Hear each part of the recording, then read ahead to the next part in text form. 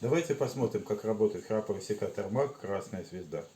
Это храповый секатор, модель 4363 MAG. На обратной странице упаковки инструкция, как его использовать.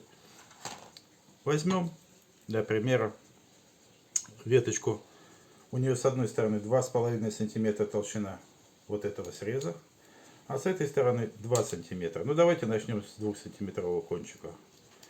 Заводим секатор. Щелк.